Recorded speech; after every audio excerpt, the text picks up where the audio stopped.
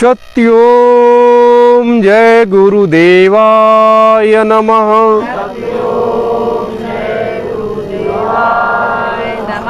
सर्वस्त विद्यमान परम पूज्य स्वामी जी महाराज, परम पूज्य महान संत सम्राट जी महाराज के श्री चरणों में कोटि कोटि प्रणाम। सतयुग तीर्थ की पावन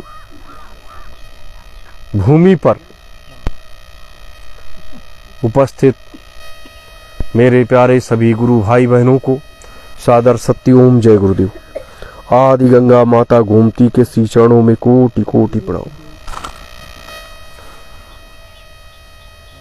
आज 23 मार्च है। परम पूज्य बाबा जय गुरुदेव जी महाराज का मुक्ति दिवस भी है और भगत सिंह, सुखदेव और राजगुरु का शहीदी दिवस भी है। ये दो तिथियां इस देश के लिए, देश के आम जनमानस के लिए बहुत महत्वपूर्ण है। इसलिए पूरे देश में 23 मार्च को भगत सिंह, सुखदेव और राजगुरु का लोग शहीदी दिवस मनाते हैं।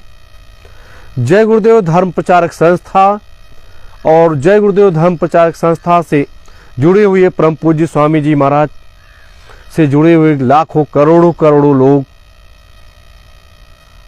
आज के दिन को बड़े हर्षोल्लास के साथ इसलिए मनाते हैं कि परम पूज्य स्वामी जी महाराज आज ही के दिन 23 मार्च 1977 को जेल से छूट करके आए थे। इसको इसलिए बड़े धूमधाम के साथ मनाते हैं, अपने घरों पर ध्वज फहराते हैं और उसके बाद प्रसाद वितरण करते हैं और उस परमपिता परमात्मा से प्रार्थना करते हैं कि ये कभी भी ऐसा दिन किसी भी संत महात्मा के साथ न होने पाए।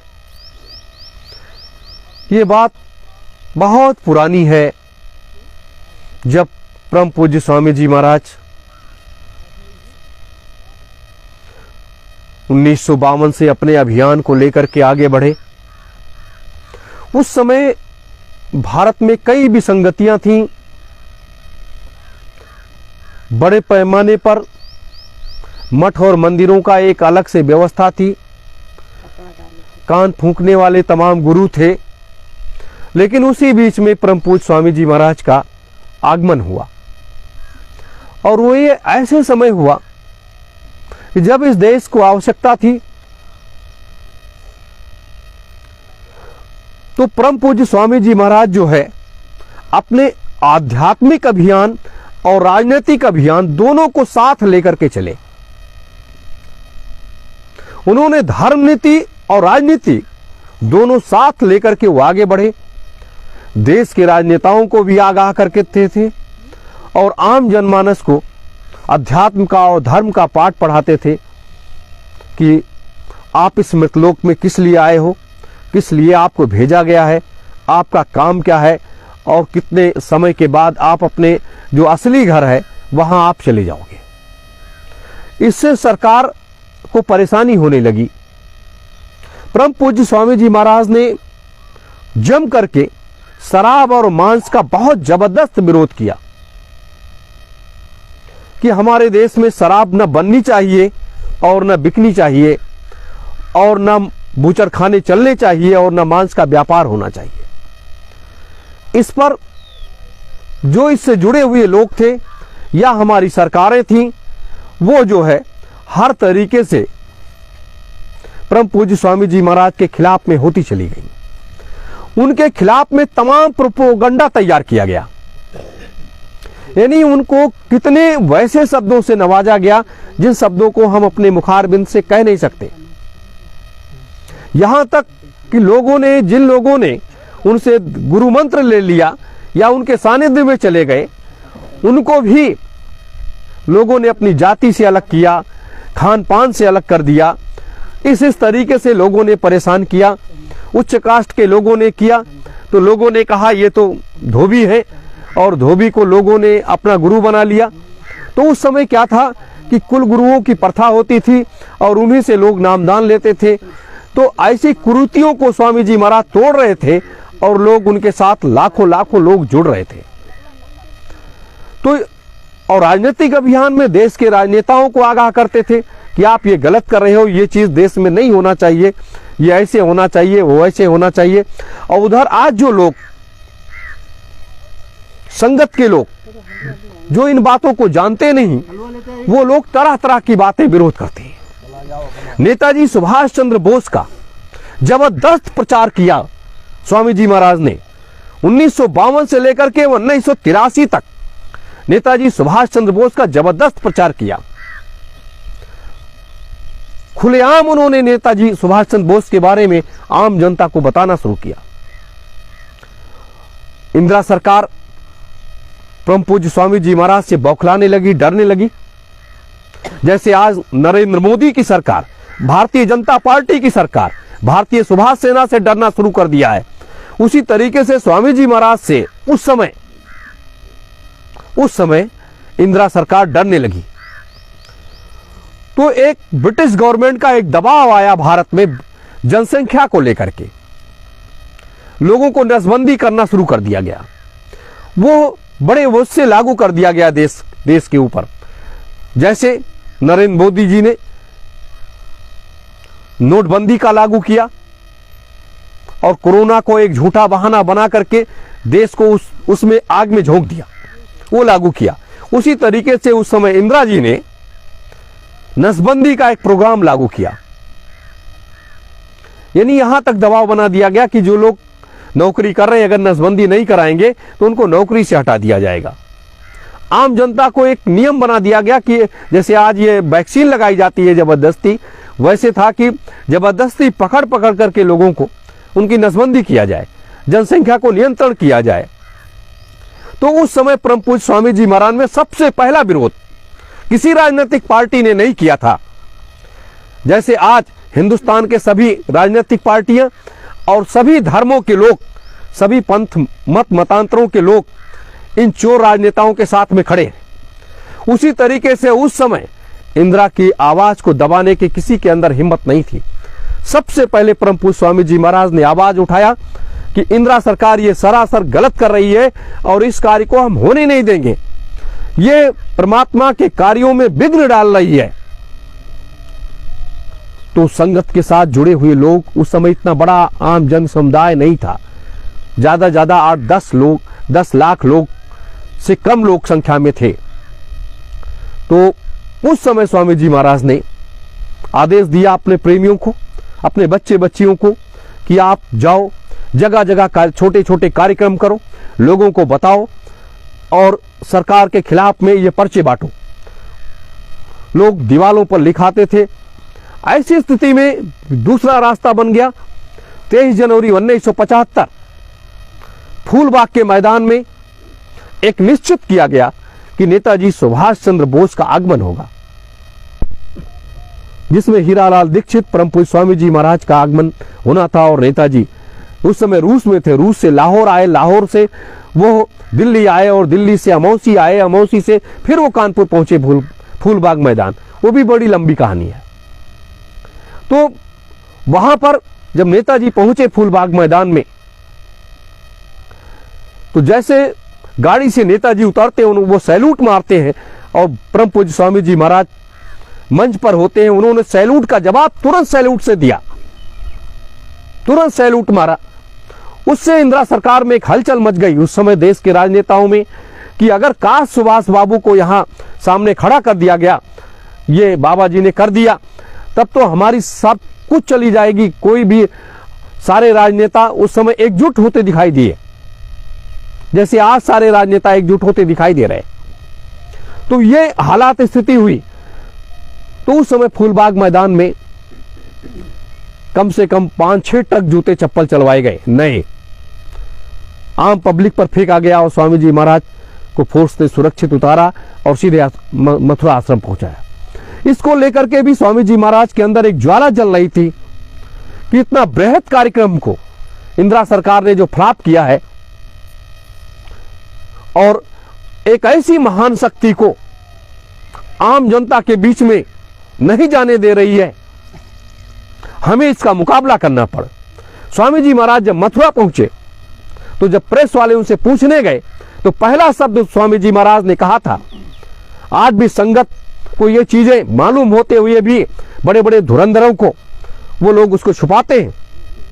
पहली बात स्वामी जी महाराज ने कही थी कि मैं आन और बान और शान के लिए जीता हूं, मैं एक सन्यासी हूं, मैं एक महात्मा हूं, और एक महात्मा एक ऐसे राष्ट्रभक्त के साथ अन्याय नहीं होने देगा, और अगर इस राष्ट्रभक्त के ऊपर कोई अन्याय करने का कोई सरकार हो या आम व्यक्ति हो अगर करने का प्रयास करता है तो हम उस समय खून की होली भी खेल लेंगे और उसको बचा लाएंगे।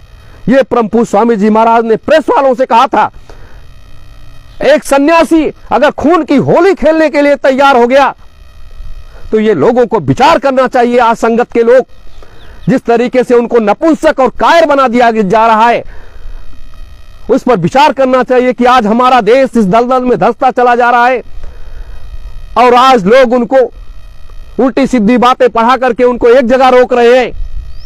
मैं सभी जय गुरुदेव धर्म प्रचारक संस्था के सभी धर्म प्रेमियों से, जितने भी 18 भाग हैं, सभी से 35 करोड़ अपने गुरु भाई बहनों से ये प्रार्थना करता हूं कि आज के इस दिन हमें आप सबको एकजुट हो जाना चाहिए, एक ताकत बन जानी चाहिए और सरकार में फैली हुई कुरीतियों को समाप्त कर देना चाहिए और अपने गुरु के कार्यों में तन्मयता के साथ आगे बढ़ जाना चाहिए। यही चीज देखिए कि आज 23 मार्च है, आज मुक्ति दिवस है परम पूज्य स्वामी जी महाराज का। हम आप कहां खड़े हैं?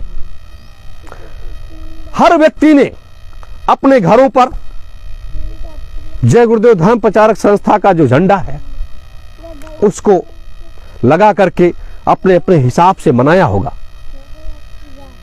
लेकिन हम लोगों ने युग परिवर्तन सतयुग स्थापना महायज्ञ धर्म ध्वजा के नीचे खड़े हैं।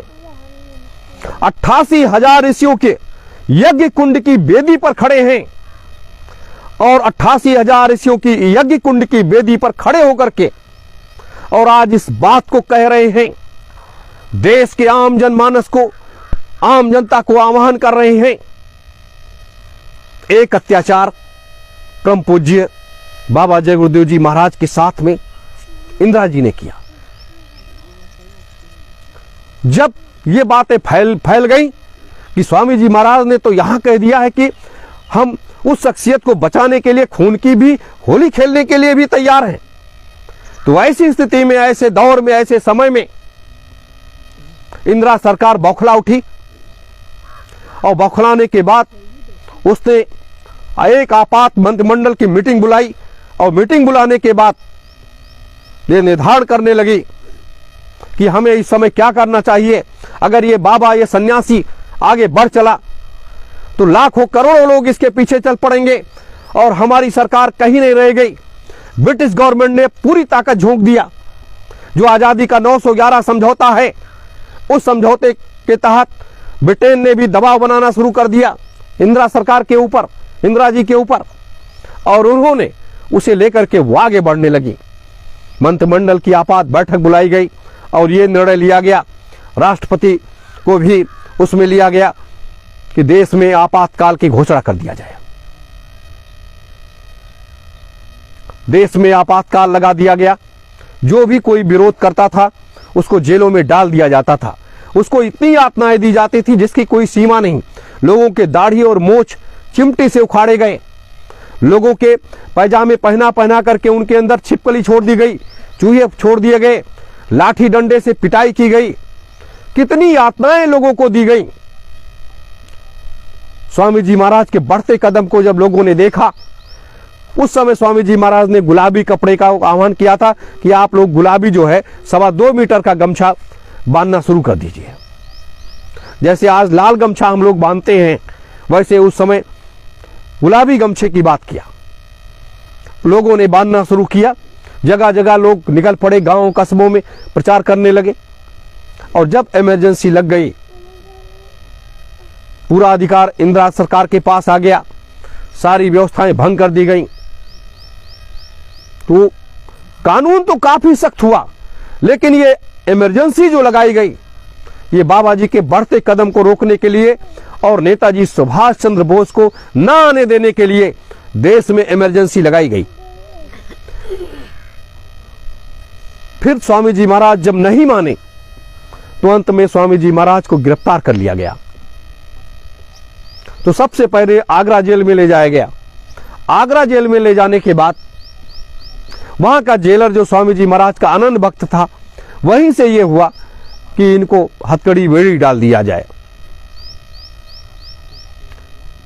लेकिन ऐसी स्थितियों में वो एक जेल के नियमों का पालन करने का प्रयास किया कि चांदी का थोड़ा सा बनवा करके उसने उसको स्वामी जी महाराज को कुछ क्षणों के लिए पहनाना शुरू किया। ये जैसे पता चला इंदिरा सरकार को, तुरंत स्वामी जी महाराज का ट्रांसफर करने का प्रयास किया गया कि हवाई जहाज से ले जाया जाए, इनको किसी तरीके से क्रश करा दिया जाए, इनको मार दिया जाए। यह भी प्रयास किया गया, लेकिन हवाई जहाज क्रश नहीं हो पाया और स्वामी जी महाराज बच गए। बंगलौर ले जाया गया, बंगलौर से फिर बरेली लाया गया, बरेली से फिर उसके बाद तिहाड़ ले जाया गया। और जब तिहाड़ ले जाया गया तो 24 किलो की खड़ी हथकड़ी बेड़ी स्वामी जी महाराज को पहना दी गई। आज के समय में किसी को खड़ी हथकड़ी बेड़ी डाल दी जाए, ना व्यक्ति बैठ सकता था, ना लेट सकता था, ऐसे एक दीवार के सहारे ऐसे खड़े रहते थे और सिर्फ नींबू और पानी उनको दिया जाने लगा। तमाम तरीके से यातनाएं दी गई। हमारे मनीषियों के पास ये ज्ञान है, ये व्यवस्था, ये विद्या है। कभी लोग देखते थे कि बाबा जी तो जेल में बंद हैं और बाबा जी तो बाहर घूम रहे हैं, कहां क्या हो रहा है। उनके एक आवाज पर हजारों लाखों लोग जेल चले गए और उस समय भी कई पार्टी के नेता भी थे। बहुत जबरदस्त लोगों ने विरोध करना शुरू कर दिया। लोगों ने यह देखा कि आम जनता तो हमारा आने वाले समय में विरोध करना शुरू कर देगी और जय गुरुदेव संगत जो है वो भारत की सत्ता पर काबिज हो जाएगी। इसको देखते हुए अन्य विपक्षी पार्टियों ने भी उस आवाज को उठाया और लोग आगे बढ़ने लगे। क्या हुआ, बड़ी बड़ी कहानियां हुई। तो इस तरीके से परम पूज्य स्वामी जी महाराज को हर तरीके से टार्चर किया गया। शारीरिक टार्चर भी किया गया, मानसिक भी टार्चर किया गया और तमाम संदेश इंदिरा जी के जाते रहे कि आप समझौता कर लीजिए। सारी चीजें हो गई। तब स्वामी जी महाराज को जेल से छोड़ा गया और जेल से छोड़ने के बाद जब वो आश्रम आए तो आश्रम आने के बाद वो स्थितियां, गतिविधियां वो दूसरा रूप लेने लगी। धीरे धीरे करके फिर मेहनत किया लोगों ने और मेहनत करने के बाद अंदरवत फिर एक बृहद रूप धारण कर लिया और 80 तक पहुंचते अपार संगत स्वामी जी महाराज के लगी। आर्थिक स्थिति मजबूत होने लगी और लोग एक आवाज में आगे बढ़ने लगे। तो ये स्वामी जी महाराज की एक जो आध्यात्मिक विल पावर है, जो ताकत है, उस ताकत को साथ में रहने वाले लोग भी नहीं पहचान पाए। तो एक तो इंदिरा जी ने उनको जीने दिया और एक बार आश्रम के जिम्मेदार लोग जो आज महात्मा बनकर के बैठे हैं, उमाकांत तिवारी जी, पंकज जी और उनके सहयोगी लोग, स्वामी जी महाराज को कहीं जहर पिलाना, कहीं गाड़ी में जबरदस्ती बंद कर लेना, कहीं कमरे में ताला लगा देना, कहीं कुछ, कहीं उनको पागल घोषित कर देना, कहीं उनको खाने में, पानी में जहर देना, ये सारा क्रम चलना शुरू हो गया। तो दो तरीके से उनको मुक्ति कब मिली? एक मुक्ति तो 23 मार्च को मिली स्वामी जी महाराज को, जिसको आज हम सब लोग मनाते हैं पूरे देश में, संगत के लोग। और एक मुक्ति उनको जो मिली वो 16 मई 2012 को वेदांता हॉस्पिटल से जो उनको मुक्ति मिली, वो 16 मई 2012 को उनको मुक्ति मिली। तो बाबा जी का 2 मुक्ति दिवस है। जब वो जेल से, उस हॉस्पिटल से निकल करके बंगलौर चले गए तो उनको 2 मुक्ति के से इन आश्रम के लोगों ने कैसा अन्याय किया, कैसा अत्याचार किया, कैसे उनके कार्यों में विघ्न बाधा डाला, कैसे आश्रम का एक बार इंदिरा सरकार ने लूटा और एक बार तिवारी और पंकज सरकार ने लूटा। उमाकांत तिवारी जी और पंकज ने दोनों ने मिलकर के आश्रम को लूट लिया, खोखला कर दिया। तो इन दोनों लुटेरों ने किस तरीके से क्या किया, तो और पूरी संगत जो 35 करोड़ को परम पूज्य स्वामी जी महाराज खड़ा किया था, अपने नेतृत्व में अपने मेहनत से लोगों को तैयार किया था, ऐसी जीवात्माओं को तैयार किया था और उनको एक रास्ते पर वो लेकर के आगे बढ़ रहे थे। उसको इन लोग कि मैं जय गुरुदेव संगत का नहीं हूं, ये सब भी उस समय हुआ। उसी तरीके से आज 35 करोड़ धर्म प्रेमियों के साथ में जब इन लोगों ने इस तरीके से नजारे दिखाए, तो आज कोई गायत्री परिवार में चला गया, कोई रामपाल महाराज के साथ चला गया, कोई किसी के साथ चला गया, कोई कहीं चला गया। इस तरीके से 25% संगत जो है वो टूट गई, 75% वो अन्य भागों में बढ़ गई, 18 भागों में 75% संगत बढ़ गई। तो ये समय का चक्र होता है, ये समय की व्यवस्था होती है और समय का एक मार्ग निर्धारित होता है। आज 23 मार्च 1977 के बाद आज 23 मार्च 2022 है। आज 23 मार्च 2022 है। कितने सालों के बाद में आज कहां पर आकर के बैठना पड़ा। 88,000 ऋषियों की तपाई वो भूमि, वो यज्ञ वेदी पर हम आप बैठे और जिस सतयुग की कल्पना परम पूज्य स्वामी जी महाराज ने किया था, कहा था कि कलयुग में कलयुग जाएगा और कलयुग में सतयुग आएगा, वो कल्पना को साकार करते हुए आज इस मुक्ति दिवस के शुभ अवसर पर हम आप युग परिवर्तन सतयुग स्थापना महायज्ञ की धर्म ध्वजा के नीचे बैठे हैं। आप विचार करो कि कितने सालों के बाद आना पड़ा, कि उस धर्म ध्वजा के नीचे बैठना पड़ा। बहुत से लोग, यही तो कहा जाता है कि कभी भी अच्छे मार्ग पर चलने के लिए कठिनाइयां आती हैं। राम ने कष्ट उठाया, कृष्ण ने उठाया, बुद्ध ने कष्ट उठाया, कबीर साहब ने कष्ट उठाया, अपने गुरु महाराज ने कष्ट उठाया, नेताजी ने कष्ट उठाया, तमाम संतों ने कष्ट उठाया, तमाम महात्माओं ने कष्ट उठाया। तो हमें आपको ये कष्ट उठाने में कोई भी फर्क वो नहीं होना चाहिए कि अगर हमारे आपके ऊपर किसी वो कार्य हम आप जैसे लोग कर रहे हैं, जो स्वामी जी महाराज ने अपने बच्चे बच्चियों को चुन करके इकट्ठा किया कि ये हमारे असली बच्चे बच्चियां और यही लोग ये सारा कार्य को करेंगे। इसलिए अपने लोगों को ये जिम्मेदारी स्वामी जी महाराज ने दे दिया।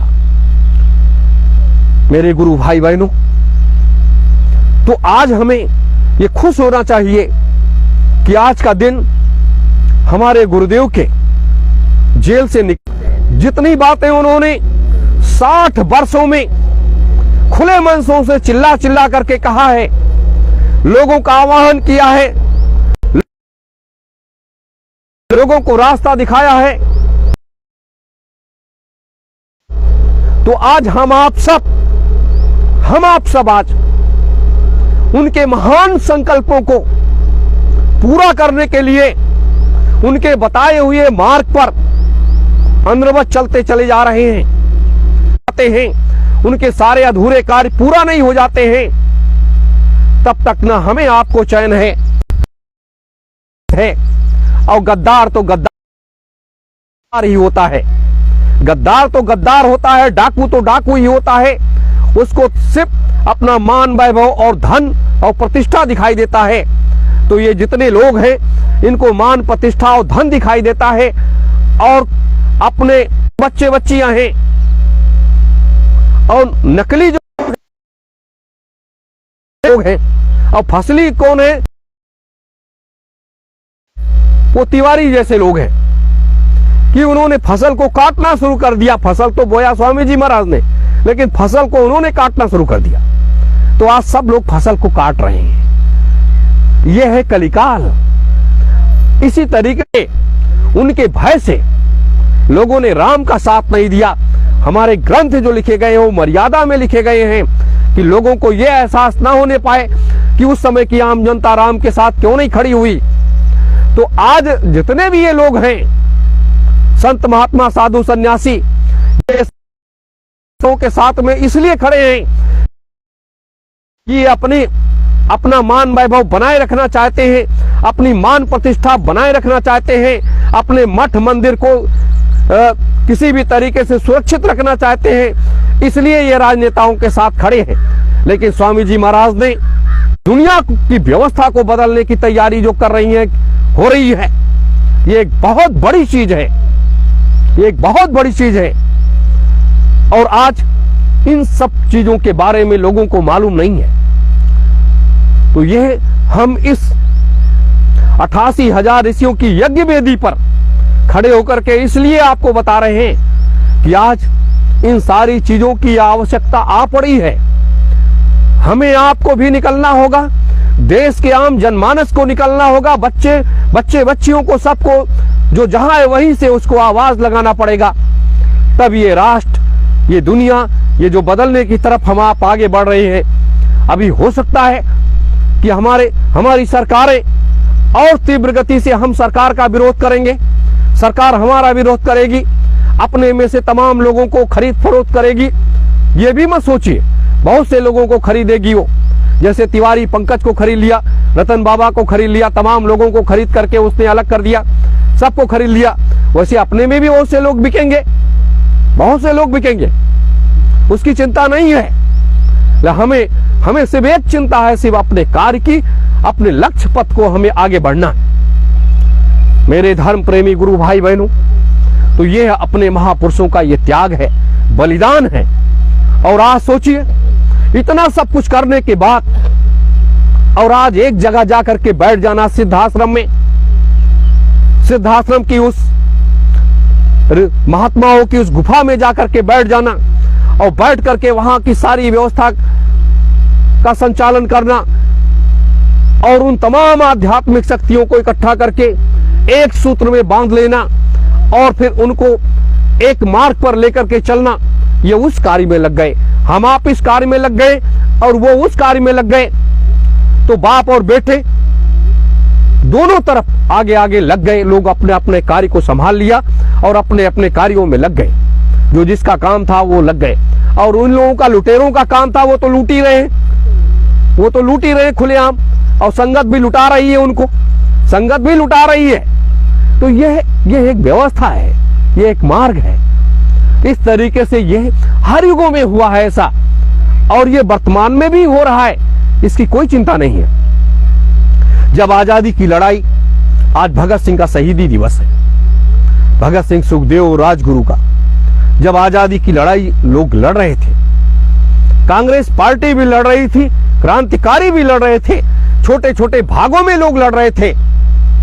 लेकिन क्या था जो आज अपने लोगों की एक विचारधारा है, राष्ट्र प्रेम जो है, जो राष्ट्र के प्रति समर्पण है, वो भगत सिंह, सुखदेव, राजगुरु, चंद्रशेखर आजाद, बिस्मिल अशफाक, उन महान राष्ट्रभक्त क्रांतिकारियों के अंदर था, जो आज अपने लोगों के अंदर हिलोरे मार रहा है। वो कांग्रेसियों में नहीं था। कांग्रेसी तो कूटनीतिक चाल के तहत अंग्रेजों को भारत में सुरक्षित रखना चाहते थे, अंग्रेजों को भारत में वो कूटनीतिक चाल से सुरक्षित रखना चाहते थे। जैसे आज भारत के साधु संत, महात्मा, सभी धर्मों के धर्मावलंबी लोग इन देश के राजनेताओं को, इन चोर देश के राजनेताओं को, इन सरकारों को अपना वोट, अपने शिष्यों का वोट दिलवा करके सुरक्षित रखना चाहते हैं। देश में बूचड़ खाने चलवाना चाहते हैं, देश में शराब की फैक्ट्रियां वो चलवाना चाहते हैं। साधु संत, उनकी व्यवस्था में वो लोग शामिल हैं। वही काम कभी कांग्रेस ने अंग्रेजों के साथ दलाली करके किया था, वही काम कांग्रेस वालों ने किया था।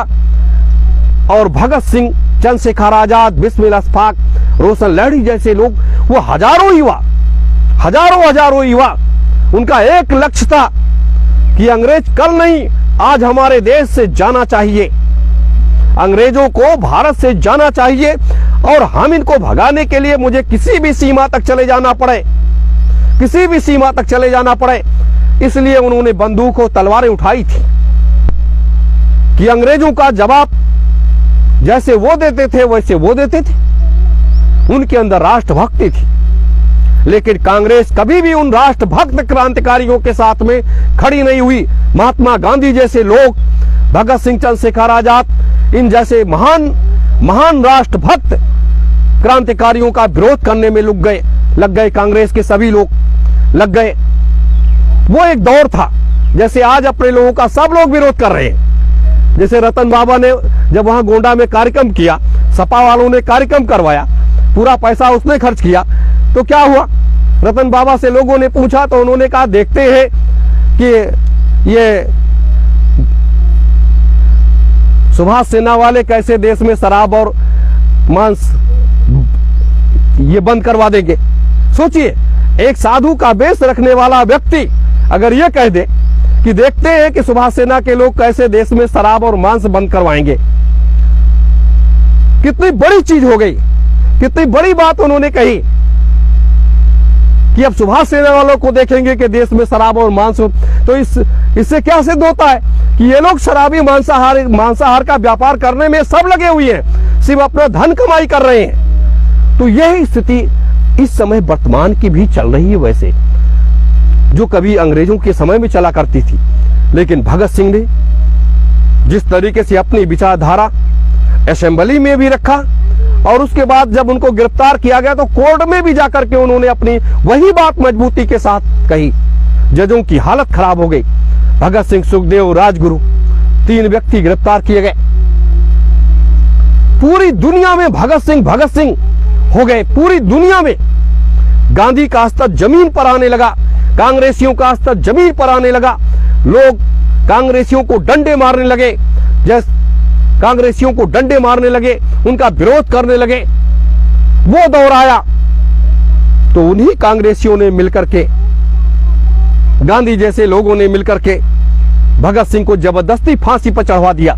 जबकि वहां की महारानी, ब्रिटेन की महारानी ये चाहती थी कि इन बच्चों को फांसी न दिया जाए, इन बच्चों की विचारधारा को इकट्ठा किया जाए और इकट्ठा करके इनसे तमाम देशों में जहां हमारा शासन चल रहा है वहां इनकी विचारधारा को लागू करके वहां व्यवस्थित व्यवस्था किया जाए और भारत हमेशा इनको मिला लिया जाए, इन बच्चों को, और मिला करके हमेशा हमारा एक छत्र राज भारत पर भी बना रहे।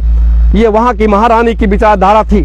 लेकिन महात्मा गांधी ने प्रस्ताव रख दिया कि अगर इन लोगों को फांसी न दिया गया तो हम कांग्रेस पार्टी का सारा भंडा फोड़ देंगे और देश की आम जनता को बता देंगे कि हमारी कांग्रेस क्या करती है अंग्रेजों के लिए और हम अंग्रेजों के लिए क्या करते हैं। तो ये जब दबाव बनाया, जैसे आज ये राजनीतिक पार्टियां या ये सत्ता में रहने वाले लोग इन साधु संतों पर दबाव बनाते हैं, तुम्हारे यहाँ छापे डलवा देंगे, ये करवा देंगे, वो करवा देंगे, तो उससे डर करके ये लोग उनका जिंदाबाद बोलते हैं, उनके साथ जाते हैं। तो इस तरीके से ब्रिटेन की महारानी महात्मा गांधी से डर गई और उनको फांसी दिलवा दिया। तो ये सब एक दौर चला है। ये देश, भारतवर्ष एक ऐसा देश है कि यहाँ ना राष्ट्रभक्तों की कमी है, ना गद्दारों की कमी है, ना कायरों की कमी है, ना लुटेरों डाकुओं की कमी है। तो ये जो क्रम चला आ रहा है, इस क्रम को सिर्फ हिंदुस्तान में अगर कोई तोड़ सकता है, अगर कोई समाप्त कर सकता है, सभी धर्मों के धर्मावलंबी लोग गलत रास्ते पर चलकर ये लोग चल पड़े हैं, इनको रोक करके, इनकी विचारधारा को बदल करके और देश के आम जनमानस की विचारधारा को अगर कोई बदल सकता है तो आध्यात्मिक स्तर पर यही वो मार्ग है जो सत्य का मार्ग है और सत्य के मार्ग पर आप लोगों को लेकर के जाएगा और कोई मार्ग बचा नहीं है। सभी के दरवाजे बंद हो चुके हैं। सभी के दरवाजे इसलिए बंद हो चुके हैं कि लोगों ने गलत का साथ पकड़ लिया है। लोगों ने गलत का साथ पकड़ लिया है, इसलिए सारे दरवाजे बंद हैं। एक दरवाजा खुला है, बस एक दरवाजा खुला है। अगर वो दरवाजा खुला नहीं होता तो आज 88,000 ऋषियों की इस यज्ञ वेदी पर हमें आपको बैठने का मौका न मिलता, इस धर्म ध्वजा के नीचे खड़े होने का मौका न मिलता। मेरे धर्म प्रेमी गुरु भाई बहनों, ये संसार में हम आप सब आए हैं इस जीवन को सार्थक करने के लिए। कमा खा करके तो संसार चला जाता है। पशु पक्षी जीव जंतु कीड़े मकोड़े जो भी जीव हैं इस मृतलोक में, सब लोग अपने अपने हिसाब से चले जाते हैं। लेकिन मनुष्य ऐसा व्यक्ति है कि वो बार बार इस संसार में आता है और वो इस मृतलोक में एक नए नए बदलाव करता है, नए नए मार्ग निर्धारित करता है, नए नए रास्ते तय करता है। जैसे स्वामी जी महाराज ने देखो 60 वर्षों में कितने कितने बदलाव आए। जैसे जैसे समय परिस्थितियां काल चलता रहा वैसे वैसे अपने कदम को आगे बढ़ाते रहे और अपने मार्ग पर अनवरत चलते रहे। ये उनकी एक व्यवस्था थी, ये उनकी एक विचारधारा थी, ये उनके अंदर एक राष्ट्र प्रेम का भाव था और एक आध्यात्मिक भाव जो रहा है वो एक अद्वितीय भाव रहा है। तो कभी भी उन्होंने धर्म नीति को और राजनीति को दोनों का बराबर पलड़ा भारी रखा, दोनों पहिए पर वो चलने का प्रयास किए। सिर्फ 1997 में बाल मुकुंद तिवारी के बाद चले जाने के बाद उन्होंने ये कहा कि बच्चों अब तुम लोग सिर्फ सुमिरन ध्यान भजन करो। अब वो बच्चे आएंगे जो काम भी करेंगे और भजन करेंगे और तुम लोगों से कुछ होने वाला नहीं है। सिर्फ तुम भजन करो, सिर्फ तुम भजन करो बस। तो जो भजन करने वाले थे वो भजन में लग गए, जो काम करने वाले थे वो काम में लग गए। तो आज जरूरत इन्हीं की है कि हम आप अपने इस कार्य को पूर्ण करने के लिए अनवरत आगे बढ़ते रहें और किसी प्रकार की कोई वाद विवाद, किसी प्रकार की कोई शंका या इन सब पचड़ों में हम आप ना पड़े, हम आप ना पड़े।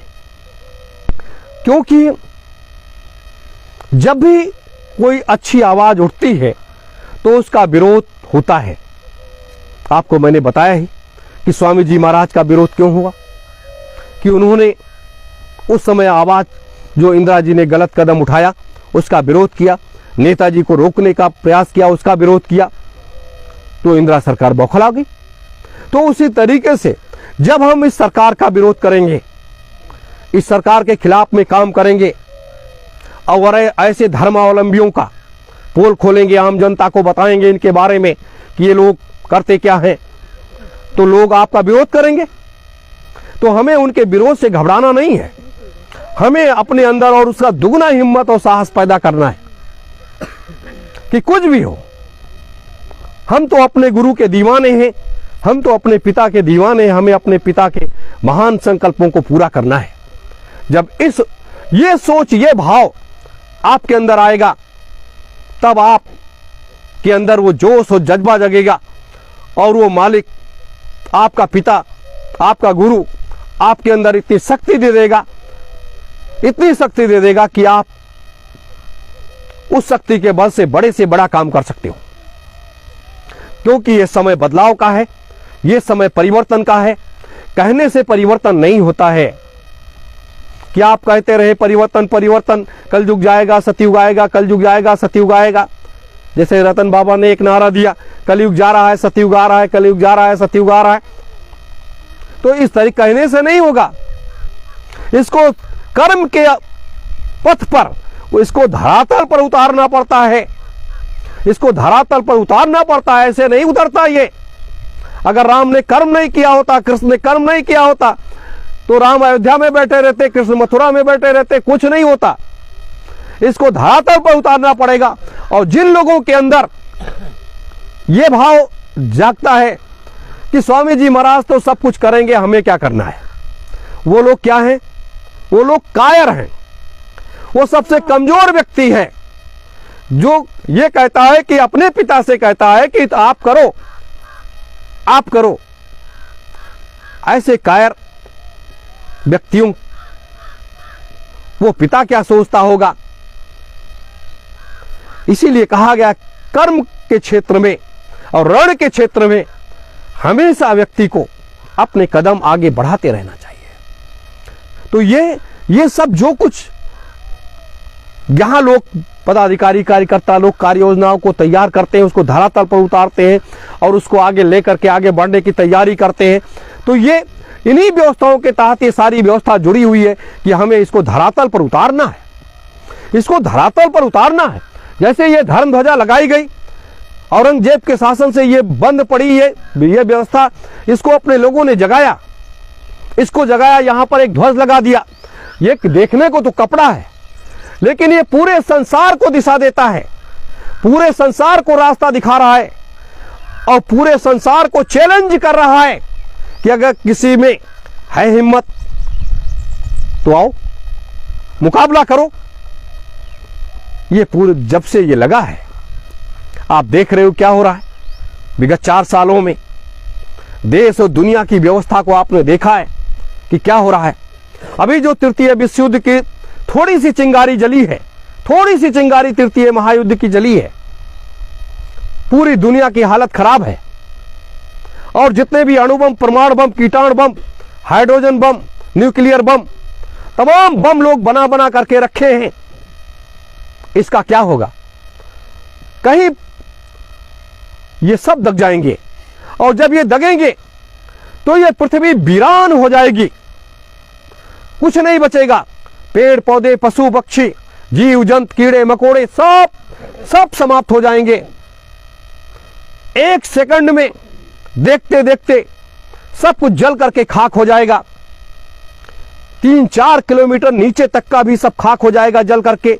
जो भी पानी से लेकर के जो भी जीव जंतु होंगे वो सब खत्म हो जाएंगे, मिट्टी पत्थर बन जाएगी जल करके।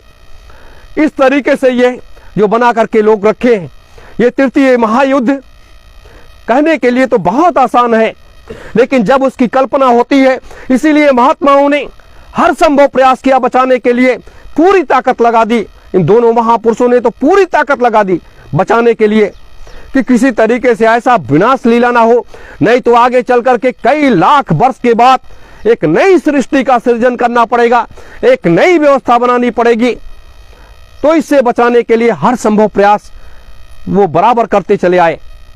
और जब ये देखा कि ये लोग मानने के तैयार नहीं है, तो उन्होंने कहा छोटे छोटे नमूने दिखाए जाएं, छोटे छोटे नमूने दिखाए जाएं। मैंने कई बार कहा, जब ऐसी स्थिति दुनिया में, देश में उत्पन्न होगी, लोग इस धर्म ध्वजा के नीचे भागते चले आएंगे, करोड़ों करोड़ों लोग आकर के गिर पड़ेंगे कि अब बचा लो मुझे, अब मुझे बचा लो। देश के, दुनिया के राजनेताओं के पास लोग जाएंगे, किसी के पास बचाने की कोई शक्ति नहीं है। फिर साधु संतों के पास जाएंगे, जो लोग ये वर्तमान में दिखाई दे रहे हैं, इनके पास भी कुछ नहीं है, ये स्वयं जल करके खाक हो जाएंगे, तो ये दूसरे को क्या बचाएंगे। एक ही रास्ता परमात्मा जो निश्चित करता है, गुरु जो निश्चित करता है, वो एक निश्चित करता है, एक मार्ग निश्चित करता है और एक केंद्र बिंदु बनाता है। और एक केंद्र बिंदु बना करके उसके माध्यम से वो संसार को, पूरे संसार को, वो वहां से उस ब्रह्मांड को कंट्रोल करता है, एक रास्ता तैयार करता है। जैसे ईश्वर के यहां से आने का रास्ता एक है और जाने का रास्ता एक है, वैसे ये युग परिवर्तन का रास्ता एक है, व्यवस्था बदलने का रास्ता एक है, एक ही मार्ग है, वो सतयुग तीर्थ की ये पावन धरा है और ये धर्म ध्वजा है। और संसार में कुछ नहीं है, और संसार में कुछ नहीं है।